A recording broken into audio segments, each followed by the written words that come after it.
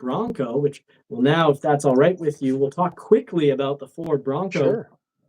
Absolutely love the Ford Bronco because you can get up on a Sunday morning and say, I'm heading to the lake, I'm going to go off-roading, or I'm just going to blast the back roads, the mountain back roads filled with potholes, and just blast through. And these things are unbelievably tough. The 2024 Ford Bronco, with the fact that it's coming, all models come with at least the marine grade vinyl. Some people are sad that the cloth has been, deleted, but I do like the fact that you now get the marine grade vinyl without having to pay all the way up to a black diamond or a Badlands. But I think it's just a fantastic, versatile vehicle. I've loved my experience with mine. Unbelievable comfort as I drive it down to Florida, all around Florida, and then all the way back to Canada. Are you still as much in love with that Ford Bronco in your yard as you were, let's say, week 2 or week 3 of ownership? Literally just heard mine start, so the wife is going somewhere in that Ford Bronco. No, yeah, I love the thing. It drives great. I've had Jeeps and stuff, and yes, if you wanna, there's always a comparison. Well, they just sort of copied Jeep, but you know what? They copied a little bit of Jeep and made it so much better. They you drive straight down the road. I always say with Jeeps, you have to participate in driving because it's all over the road. Where this just tracks straight like that independent front suspension does with it. My 2.7 that I have in our Badlands is great. I did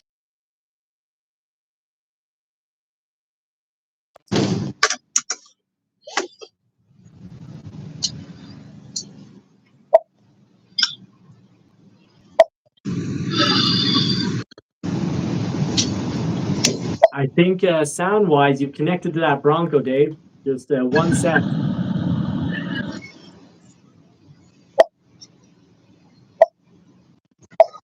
So I think what's going on right now is Dave and his Bronco headed out. There you go. there you go. Sorry, John. One of my earbuds went dead. Oh, okay. But yeah, the Bronco's been amazing. I don't know what you heard of my little rant there, but I've really enjoyed my time with it. For me, the Bronco was only supposed to be a year purchase. We was going to be a kind of a long term press, not press vehicle, but for us a long term review vehicle. And with the families all fell in love with it. So at no point is ours going away. Sadly, because there's a few vehicles. I mean, I love the thing and I want to keep it. I want to keep all my vehicles, unfortunately, but the plan was for that vehicle to go away, but once Kelly got a hold of it, she loves it. It's not going anywhere. The 2.7 that we have, so much power in that little thing. I love the fact that it drives straight. It's not crazy to drive. Fuel economy, we put some bigger, heavier tires on ours, so it's not been great for that, but it's been in line what I've had with other off-road SUVs. The one thing that I will say about the Bronco is Ford has made somewhat of, in my opinion, I know you said you like the fact that they're giving marine grade vinyl and all that to some of the lower trims. I find that I don't know understand where the black diamond in some of these vehicles are now going to stand. I said a year ago that I think Ford will do away with the black diamond because it doesn't fit in their lineup. I said that also that the base should go away, which it did go away, but I'm hearing rumors that the base is going to come back and they're going to do away with two of the trims. So we'll see if that. I don't want to say Interesting. just yet what they are. Can you hear me, John? Yeah, absolutely. Oh, sorry. I don't want to say which trims I think that is yet because we'll leave that to speculation. But for Ford, it's been a home run.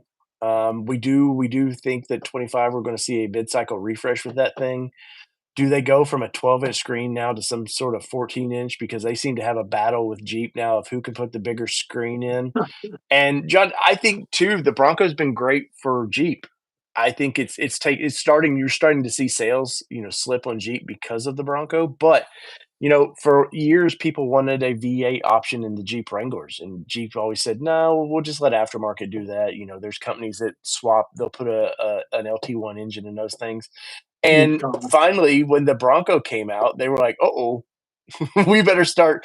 They've been always been slow to change the Wrangler, and with Bronco now, it's forced Jeep's hand to change. And now Jeep changing is forcing Ford to. They're going to have to take a look and go, okay, we've got to make some big upgrades. That steering rack, for one thing, needs to be looked at, which I think they're slowly doing. I think you'll see that Haas 2.0 eventually just be standard across the lineups. But pricing is the one thing that bums me out. And I do have a question for you on this. I've been thinking about this, and I was going to do a video on it, but I've just never figured out how to approach it. Is with when the Raptor came out, they started out at $72,000. That was kind of in line with the Wild Track was mid 60s for a fully loaded Wild Track. You go, okay, for $7,000-8,000 more, I can get the ultimate Bronco. But then with price gouging, as dealers were doing, Ford had enough of it and just went, okay, if you're getting 30,000 over what we're selling it for, guess what? We're now just going to sell it for 30,000 and take the dealerships out of the market. But like you were talking earlier, interest rates are through the roof. They don't seem to be coming down just yet. So, people with good credit, you're still probably a 7 or 8% interest rate for $100,000 vehicle now. At some point, Ford's going to have to take a look, much like what Tesla did. We talked earlier, where they're going to have to cut prices. At some point, Raptor's going to have to come back down to earth with pricing.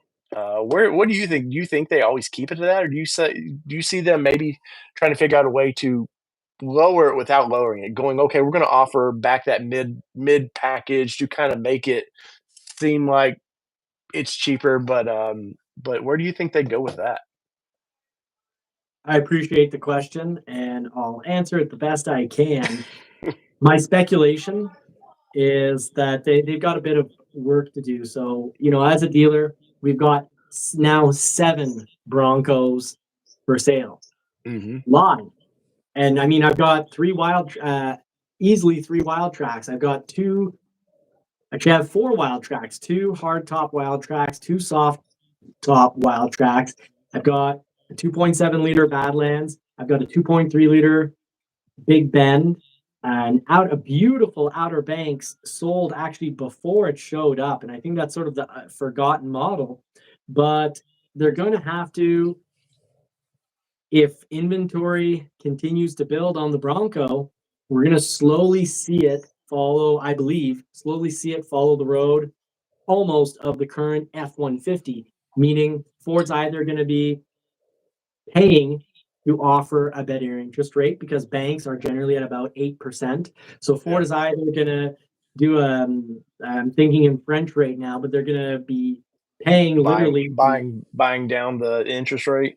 Thank you. Buying down the interest rate or dropping cash manufacturer rebates. Now, the problem, manufacturer rebates are fantastic for people who pay cash, but for people who trade often, if you start seeing I think back to when Ford used to have employee pricing in 4 months of the year, there'd be $10,000 to $15,000 Canadian off of the F-150s. It hurt resale value. It hurt the trade-ins. You come in with your trade-in, and yes, you're getting 50. Let's say on average $12,000 off the new F-150, but because of that, your current F-150 is worth $12,000 less on trade. So I'm hoping that Ford will just draw people in by buying a better interest rate as they have on many of the models. And when they do, I hope that when they do cash rebates, it's sort of like 1 week out of a month, every 2 or 3 months. So it's so quick that it doesn't affect the resale value, the trade-in value of these vehicles, but still occasional. So people who pay cash can be told, look, I'm a cash buyer. This, let's say, 3% interest rate. I know it's a paid for interest rate by the manufacturer, probably cost them, let's say, $10,000. Well, that doesn't work for me. And I hope dealers will be able to say, well, look, I'll take your number down. Usually 1 week out of, every 2 months, they'll have a special kind of like a flash flood sale. And we'll have these, 1 week sales where we get the cash rebates. I'll give you a call as soon as I hear about when it's coming up. And often we know that they're coming up roughly, sometimes 2-3 weeks prior to them occurring. So that way everyone's happy and no one loses out on the trade-in value. At least that's how, if I was running Ford, that's how I do it. I've seen Ford successfully do it in the past with the F-150, because right now F-150 values haven't dropped too much. But, we're having a 2-week period this month in Canada where there's a $7,000 rebate on the Ford F-150. The interest rate's a little And the interest rate isn't at 8%. It's not at the standard 8 or 9%. And it's certainly Mhm. not at a Porsche 911's 10.49% interest, which is just disgusting. But later on, it's just a temporary special sale. Right. And later on in the month, we'll have better interest. We'll have much less rebate and better interest. And by not having for very long periods of time a huge rebate, it helps have a much healthier trade in value. So that's what I'm expecting to see from the Bronco. Yeah, the prices did go up, and I think that are we going to see them drastically go down? I don't think so because of inflation. The cost of building these has also drastically gone up. If anything, I think they'll just pack them with more equipment, more technology, more upgrades so that people can, feel like, hey, you know what?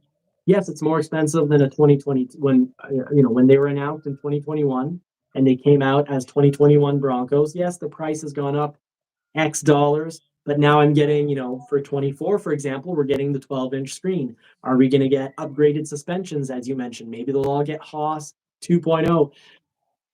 I think as time progresses, it'll be sort of like the story on the Explorer 2024 Explorer that we covered. It now comes Mhm. standard with a 13.2-inch touchscreen. It now comes standard with the digital screen behind the steering wheel. So I think what they offer in regards to technology and quality will go up, but we're not going to see. I wouldn't, as a Bronco, if I was a Bronco buyer, I wouldn't sit back saying, I'm going to wait it out. Maybe in 2 years, the Yeah. prices will drastically come down. I really don't think it's happening.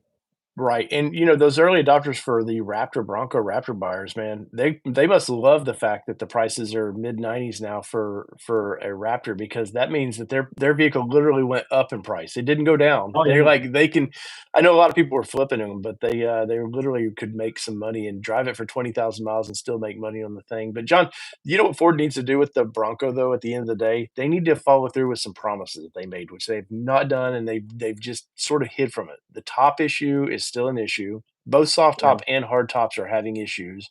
I had to have my factory plastic glass in the rear fixed because the little tabs broke off of it. I would have thought by now they would have fixed the hard top issues. Clearly, it's a bad design, and I don't mean it's a bad design on It's a Ford's little part. noisy. It's just a manufacturing the way they manufacture that. They cannot seem to seal the top to keep moisture out from it, and it's got a cardboard center. And when moisture gets in Yeah. there, it causes issues. But I think for one by 25, they better give us some painted hard tops. They need to follow through. There was the one thing with the Raptor that disappointed me when they brought the Raptor out was there's no painted hard tops, and especially for $94,000, that should be standard on that vehicle to me personally. But overall, I think there's still a lot of value in the lineup. The Big Bend is that you get a lot of vehicle with the Big Bend. Yeah. Um, the biggest thing I would say is do they keep the two-door around ultimately? Sales are okay for a two-door, but they're not like what the four it's like Production cost, right? 85% four doors take on these things. Yeah, and at some point, Ford, they're gonna cut their losses, much like we talked about earlier in your video where they don't do manual transmissions in the truck. At some point, they may not do the two-door because it's not cost, it doesn't make sense to do that, but do you miss? Because I don't think you have one right now, right? Do you miss your Bronco? Uh, I did miss my Bronco a lot. The wife and I each had a Bronco. I had the Sasquatch Outer Banks. I had the Badlands, and she had the Sasquatch Outer Banks. We'd sometimes switch. And I missed it so much that I bought a green Wild Track back in July. So yeah, I have Oh, the wow. 2023 Ford Bronco. I made the choice to not wait for 2024, but it's I because I gotta was. catch up on your channel, John. Man. I haven't done very many videos with it actually, but yeah, no, I bought a Wild Track Eruption Green. Mhm. Beautiful 2023 Wild Track Bronco. It's a Nice. four-door soft top. And, you could say I'm biased to the soft tops because I've now had three of them. But I actually had a couple the other day go out saying, we only want a hard top because of less noise and they're better in the winter. I said, no problem. They tried a hard top Wild Track, came back and said, well, we want to try a Badlands now. I said, I'm really sorry. We have one, but it has a soft top, but just try it because you want to try the Badlands 2.7 liter. So Wild Track 2.7 liter, Badlands 2.7 liter. They went out, they came back in. I didn't have to say anything. They said, "We're sold. We want a soft top." And I said, "Tell me more about it." They said the hard top was noisier. Mhm. And they're like, it was a cold day, and they said there's no issue with the soft top. They said, "Is it just in our head?" And I said, "No, soft top or hard top, temperature wise, inside." I said the soft tops I've actually, while the hard tops have gotten a little better from the first ones that came out. Obviously, they don't have visual Mhm. defects anymore, at least not that I'm seeing. But the soft tops are thicker. I'm finding it heavier if I go back to my 2021 Bronco Badlands, which seemed to look like it was like one layer thick, and it was easily done with one arm. Now with Mhm. the new model, I'm doing it with two arms because it's heavier. It's thicker. They're better. The sound bending's better on them. And while winter, I told the couple, I said, no, winter, once you turn that heating system on, there's going to be almost no difference between the hard top and the And soft top. they have a great heating system in these things. They did pay Yeah, attention to Jeep on that. They realized that we need a faster fan, a higher speed fan, because I'm sure you've had your doors off and stuff, and being in Canada, what you have like 1 week of real summer, what us in the US would call real summer. I'm yeah, kidding, of course, but if you've ever been down without your doors, and me and Kelly went down the highway one day, we're doing 75 miles an hour with no doors on, and it was kind of fall was coming, and that cool, damp air started kicking in. I was like, "Thank God I have heated seats, and this yeah. has a heck of a heater." But we have a hardtop. I'd ordered a hardtop from Advanced Fiberglass, and like many people, still wondering where that top is. I don't know if you've paid attention to that over on Bronco 6G, but I'm excited to see what a different manufacturer's hardtop was, because I know on the two doors especially, the hardtop is loud. It's very loud, Yeah. and I I don't once again I don't beat up Ford about that because I don't think it's just a bad design. I just think it's a bad they were sold a bad manufacturing way to do that. Of course, you want these tops to be light, makes sense to put cardboard in the middle. It's still pretty strong, but, Jeep's done this. They should've just did what Jeep did. I've never heard people complain about a Jeep hardtop, so, hey, Ford, let's and, well, Boston still makes some of the stuff for Jeep on that anyway, so with the C8 Yeah. Corvette, they make that hardtop. They seem to do Yep. alright with that, but I just think Very good ultimately job on they the Corvette. yeah, overall, I think just taking a chance on something maybe you should have taken a chance on, but our 21's been a home run. I don't have as many miles on ours because we get press vehicles and we go through vehicles pretty good, but I think we're at 27,000 miles on ours right now. And we're on our last year of warranty, so ours is going to the dealership this week. You were talking earlier, how you wait to save up all your recalls and stuff into an oil change, which is what we're doing. And so while I'm in Chicago, my baby's going to be in the local Ford dealership getting repaired. Now, I'm usually a bit of, well, not a bit. I'm one of the worst. I'm the worst person I know, the worst person I've ever met for changing vehicles. I will have anywhere from three to, like, right now, I have a 1999 Porsche 911 convertible red. I have a black 2000 Porsche 911 Carrera. I have a Toyota MR2 1991. I have the I love that 23 car. Ford I love that Bronco. car. Yeah, it's cool. It'll be cooler once it's running. Thanks, Toyota. You're always broken. And I also have the Ford Lightning, right? And Mhm. normally I would change all six of these vehicles roughly every 6 to 10 months. But I love the Bronco so much, and I love it so much. I had it undercoated while I was on paternity leave. I had it undercoated, and I'm getting it the whole front end wrapped. I've thrown on the sort of the to get the blow off sound. I've got the BOV adapter underneath the hood. I put Mhm. plates, and I haven't done that video yet. I filmed it and everything, but I put little plates, the grab handles, the little Bronco lettering in the dash.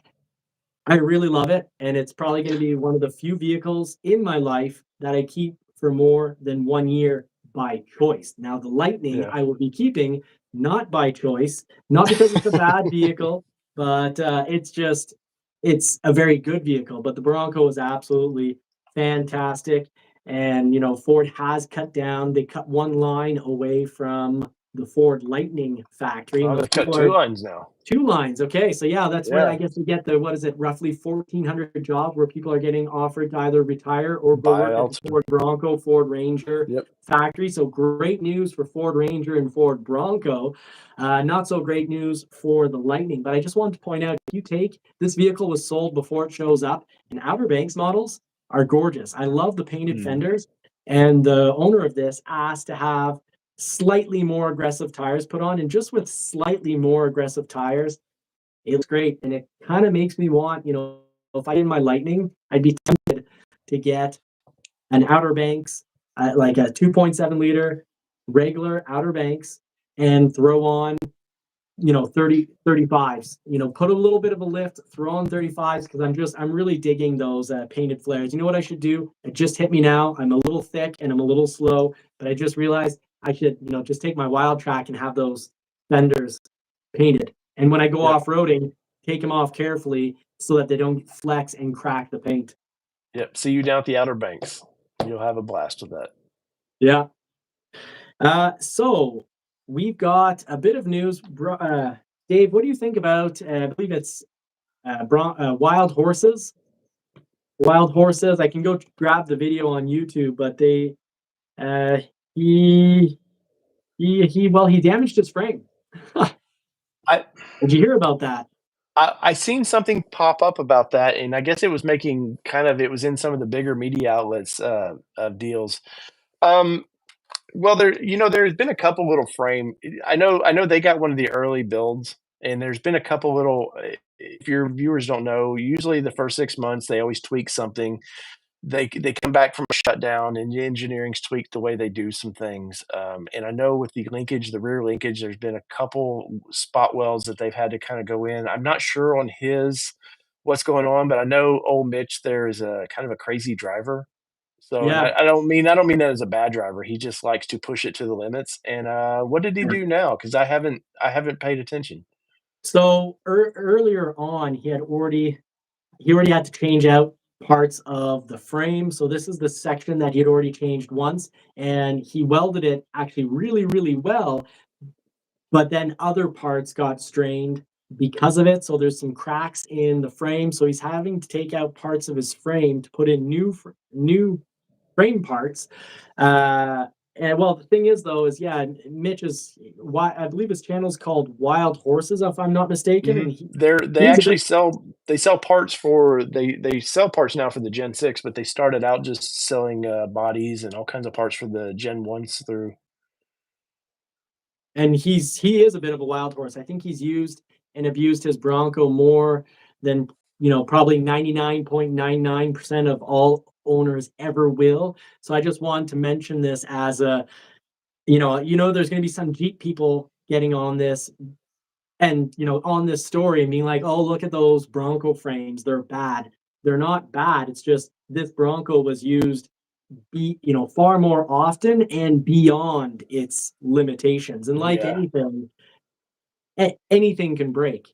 It's all Mhm. about how you use and maintain things. And I'm sure he does good maintenance and whatnot. So if people want to catch that video, it's Wild Horses. Mitch seems like a pretty good guy, so I do like to watch his videos. But he himself said that he is abused it incredibly, but that he also put on a stage 3 suspension, and Yep. those 37-inch tires and the added extra lift did probably played a big part. And of course, the extreme abuse he put his Bronco underneath played, Oh, are well, the yeah, reasons why he 100%. has brain damage. I know early on he, buried the thing in mud and had all kinds of Yeah. issues from doing that, and that was within they didn't own that vehicle maybe a month, and he went out. I mean, part of it is for what they do. I think they're testing vehicles for parts. They're trying out manufacturers, aftermarket parts, testing them. But, it's a shame that sometimes these good vehicles get the flashlight that's pointed on them sometimes are from there's a misunderstanding of what may happen. I don't know in this case if he was just because Mitch is he's a fairly young kid yet, so I'll probably see them. I know they come to Bronco Super Celebration East in East Tennessee. Him and his family they truck from California and they Wow. truck out here and they sell a lot of gear, a lot of shirts, stuff like that. So it's they do a good business out here. So I've yet to actually interview Mitch. I'm friends with him on social medias, but I need to sit him down and get the real story of what did you do. But they have a good YouTube channel. I mean, they have a it's Yeah, a lot of fun. Mitch is a good personality. He was on Bronco Nation for a while. So if any of your viewers follow Bronco Nation, he was taking out that red Bronco they had, and he was taking it through some pretty rugged terrain. So he's very capable. So maybe he was good just driver. having a silly goose moment. I think that's well said. And of course, it's a good reminder to everyone, think about how you're using your vehicle. Ford, and like all manufacturers, you look at a Porsche 911, they'll show it racing at the racetrack. It doesn't mean you can drive it for 200,000 miles on a racetrack. If you take your Porsche 911 to the racetrack or your brand new Corvette, you're going to have a certain amount of miles that the engine and transmission will be able to handle under full Mhm. race 10 out of 10. I was going to say an expression I can't say on YouTube, but we'll say pedal to the metal, not not soccer balls to the wall. But if you drive it at full capacity, none of these machines, none of the vehicles, the cars, trucks, and SUVs that we love can handle even 100,000 miles, even 20,000 miles of pure, hard, full out track driving. Well, the same thing is Mhm. true for off roading. Yes, Ford makes videos showing us these vehicles off roading, but that is gonna, if you're doing it, if you're only buying the vehicle to do hardcore off roading, you're not gonna get nearly, you're gonna get a tenth of the miles out of it than if Yep. you're, mixing up your driving style. Well, you remember the Gen 1 Raptor, F-150 Raptors, man. People thought, "Oh, they're trophy trucks, so we'll just go out and treat them like a trophy truck," and they were breaking them in half because yeah, they're built to be capable, but that doesn't mean, trophy trucks are that's a whole 'nother monster of design, and they put an amazing suspension under a lot of these vehicles, like the Bronco Raptor, which I got to test in Vegas. Like, I did some jumps with that thing, and I asked the guys at Excellent the, videos. Raptor Off Rodeo, I said, "How do you guys plan on, like, keeping these things together? Because at some point, like you said, you enough abuse," and he goes, "Ford will send us more." I was like, Love "Well, it. that says enough for me, okay." Ford, I'll break them. You keep sending them to me. How about that? Yeah. And that brings up the point of your warranty covers, you know, what we could call reasonable usage. You can't buy a Porsche 911 or a Corvette, do 30,000 miles purely on a racetrack going all out, and then have the engine blow and say, okay, GM, I want a new engine. They're like, well, no, we've seen all your videos. All you do is drive it on the track. We're not doing warranty on that. Just like, Yeah, in Mitchell's case from Wild Horses, he can't go to Ford and say, "Hey, can you warranty this?" Ford's gonna be like, "Well, no. Almost yeah, all your mileage is from extreme off-roading, sometimes going a little too fast for the terrain, and yeah. you've modified the vehicle." So those are two issues. Just keep in mind, folks, if you want your warranty to pull through, be careful how you modify the vehicle and be careful who sees you doing what. If you've got all sorts of videos taking your Mustang GT, your Camaro, your Corvette, or your Porsche to the drag strip, and then your engine goes, you're gonna have some difficulties. You might not get warranted, and if on top of it you have all the screws and bolts left over from a nitrous system that you quickly ripped out of the vehicle before sending it in for warranty work. Well, when the computer tells Ford, well, I've had nitrous pumped into me, X 73 times, you're definitely not getting covered by your warranty. And this is based on a true story that I'm sharing with y'all. Was it you, John? No, it wasn't. I'm very reluctant to modify my vehicles while they're under warranty because part of buying new that I like is the warranty. Mhm. And that was to kinda to put a pin in the Bronco, that was part of the appeal to me because, for years, I built off-road vehicles, and I got not tired, but the older you get, maybe your wallet gets a little bit bigger, and, I was like, "You know what? I can buy the Bronco exactly how I want it." Now, granted, I've modified it since then because once you go down that path, it's hard to not modify things, but initially was because I can get 35s under it. I can get the Sasquatch package, and I know I could go right from the, dealership and go do some of the most extreme stuff I wanna do, and that vehicle is very capable. Yeah, and it's something that I love about the Bronco as well, even though I don't have, these days I'm only getting out a few times a year to go off-roading, and glad that some of those times are on Ford's wallet, because every time you buy a Bronco, you get this Bronco off-rodeo event. And actually, the last time I went, we're in a group of I was one of three vehicles. So we actually covered a lot. It's kind of like going to the water park if you're the only person at the water park. You get to do a lot of slides. Well, in the case of Bronco off-rodeo, if your group is small, I got a very intense 8 hours of off-roading. That's awesome. But when I take my own, I love the fact I've got a wild track. It's so capable. I can just dart off the road, go into, with the farmer's permission at the end of season after harvesting, and he's got all the mud everywhere and the field's been tilled. I can plow through that thing, drive home. I can plow through a field that's got, 2 feet of snow, play around, do donuts, and drive back home. So it's actually, I think I can say it's the best vehicle. It's my favorite vehicle of all the vehicles I've ever owned. I really hope that people don't avoid buying a Bronco because of the frame damage story. I hope people don't think that's going to be, it's some sort of fault with the vehicle. And I really appreciate you being on the show. An experienced journalist with a lot of Bronco and Ford knowledge to share with us. It is very much appreciated, my friend. Well, I appreciate you having me on here tonight, man. It's knowing I'm just number 2. I wasn't number 1. I'm not gonna lie. Like, I'm number 1.5, we'll say that. How about that? Can I be 1.5 of your guests? So, I You can feel I feel special. You can definitely be 1.5. What happened? I had Tim on the show first. Where I had Ridgeview, my moderator, hook us up. So it was through our Nice. moderator that went through, because I would have been a little too shy to ask him. But you're a buddy that's been a buddy for quite some time now, so I didn't feel shy asking you. I was like, I really feel like hanging around with Dave. And this time I said, all the other times I've always drank. And I said, this time I'm only going to have water so I can have a coherent conversation. The poor guy has always dealt with me, at 30 minutes into the show, and I'm starting to feel a little like, oh, this show is a lot of fun. And I think I was letting it be too much fun. Yeah, those that don't know, I brought John on early, I guess 21, maybe 22, somewhere in there, and part of what I do on my show is it's one time a week, I kinda relax, have a drink, and John wanted to join us, and yeah, like John was saying, it's like, "Uh-oh, this goes on for longer than an hour, we better, chill out here."